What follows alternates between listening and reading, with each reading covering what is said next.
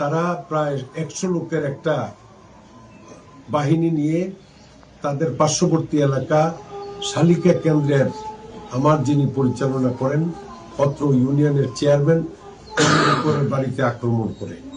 আবু বকরের বাড়িতে আক্রমণ করার পর আমি সেনাবাহিনীকে এই বিষয়টি অবহিত করলে সেই জায়গাতে সেনাবাহিনী যায়। সেনাবাহিনী ওই জায়গাতে অবস্থান করাকালীন সময়ে এই ইসমাইল এবং উজ্জ্বলের যে সমস্ত বিতর্কিত ছেলেদের প্রায় 100 লোক নিয়ে সেই জায়গাতে গিয়েছিল, তারা পার্শ্ববর্তী জাহাঙ্গীরের বাড়ি সহ অনেকের বাড়ি তছনছ করে।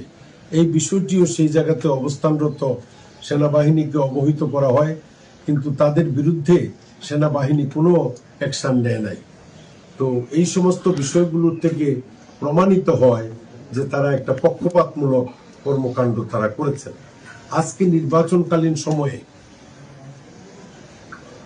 বিভিন্ন জায়গাতে সেনাবাহিনীর বিভিন্ন কন্টিনজেন্ট আমার যেই সমস্ত অঞ্চলগুলোতে বিপুল ভোটাধিক্যে আমার নির্বাচিত হওয়ার কথা, যেমন ফাওয়াই কেন্দ্রে গিয়ে আমার ওই জায়গাতে কেন্দ্রের যে ইনচার্জ আমার পরিচালনার জন্য সেই জায়গাতে তালিকা পকেট থেকে বের করে নাম খুঁজে যে ওই জায়গাতে মুয়াজ্জেম হোসেন আছে কিনা। তো এইভাবে বিভিন্ন জায়গাতে গিয়ে তালিকা থেকে নাম বের করে তারপরে চান্দিনাতে গিয়ে শরীফকে খুঁজে, তারপরে আপনার শ্রীমন্তপুরে আমার যেই কেন্দ্র পরিচালনা করবে সিএম শ্রীমন্তপুর কেন্দ্র, তার নাম হলো এনামুল। এনামুলের বাড়ির সামনে এনামুল ওইখানে মহিলাদেরকে তার বাড়ি থেকে কেন্দ্রে পাঠানোর জন্য সেই জায়গাতে বসা, সে ভোটার স্লিপ দিয়ে দিয়ে পাঠাচ্ছে, কিন্তু সেই জায়গাতে গিয়ে এনামুলের বিরুদ্ধে অভিযোগ আছে বলে সেই জায়গাতে গাড়ি পার্কিং করে। তো তারপরে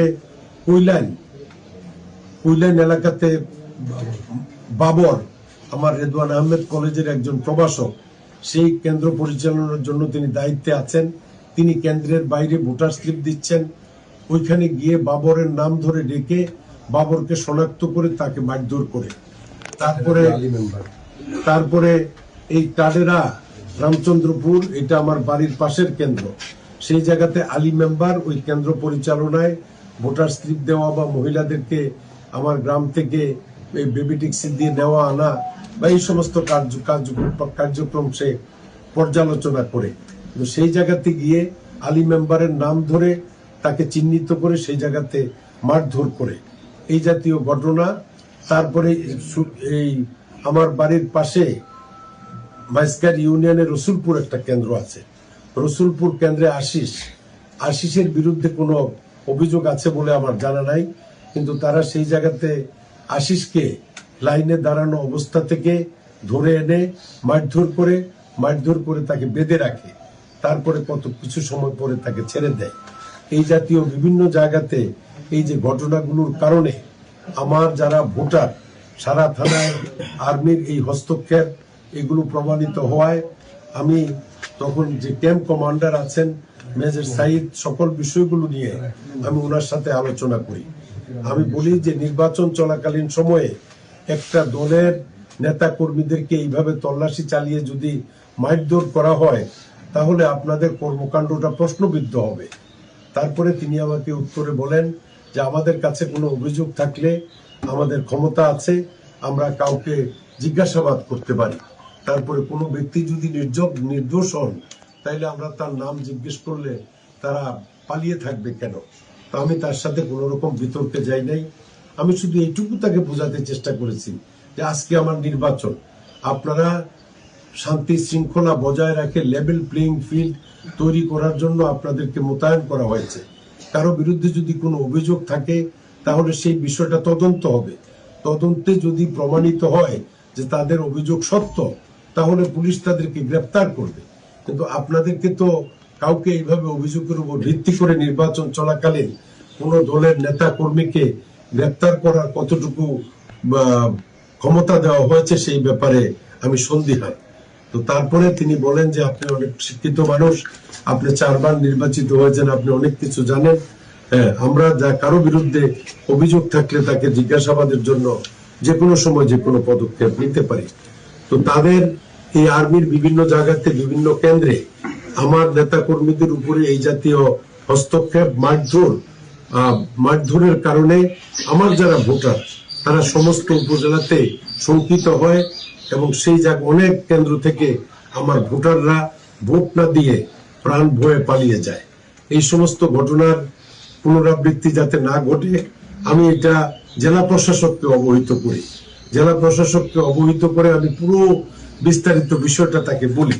তারপরে জেলা প্রশাসক বলেন যে ঠিক আছে, আমি তাদের সাথে আলাপ করব। আমি সহকারী রিটার্নিং অফিসার উপজেলা নির্বাহী কর্মকর্তাকেও এই বিষয়গুলো তাদেরকে জানাই যে নির্বাচন চলবে নির্বাচনের ধারায়। এখানে যেই সেনাবাহিনীকে আইন শৃঙ্খলা রক্ষা করার জন্য লেভেল প্লেইং ফিল্ড তৈরি করার জন্য যেখানে নিয়োজিত করা হয়েছে, তারাই যদি কোনো প্রার্থীর কোনো নেতৃস্থানীয় নেতা কর্মীর উপরে এইভাবে আক্রমণ চালায় তাহলে সারা উপজেলায় এটা একটা পক্ষপাতিত্বমূলক আচরণ বলে বিবেচিত হয়। তারপরে গত রাতের তাদের কাউকে তারা প্রেরণ করে না, অন্য দলের কাউকে তারা জিজ্ঞাসা করে না, অন্য আমাদেরও অভিযোগ অনেকের বিরুদ্ধে ছিল, কিন্তু অন্য দলের কাউকে তারা কোনো জায়গাতে কোনো কিছু জিজ্ঞেস করে নাই।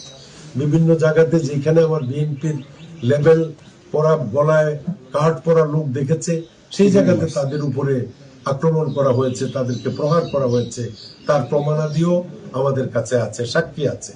এখানে শত শত লোক সাক্ষী দিবে যে শুধুমাত্র বিএনপির আমার নেতা কর্মীদেরকে বিভিন্ন কেন্দ্রে যেই কেন্দ্রগুলোতে আমার একচেটিয়া ভোট পাওয়ার কথা, এবং আপনারা প্রেসের লোকরাও জানবেন আমার পুরো উপজেলায় অনেক জায়গাতে আমি বিপুল ভোটে বিজয়ী হওয়ার সম্ভাবনা থাকা সত্ত্বেও সেটা আল্লাহ জানে, আমি জানি না আমার ভাগ্যে কি আছে, কি হবে না হবে।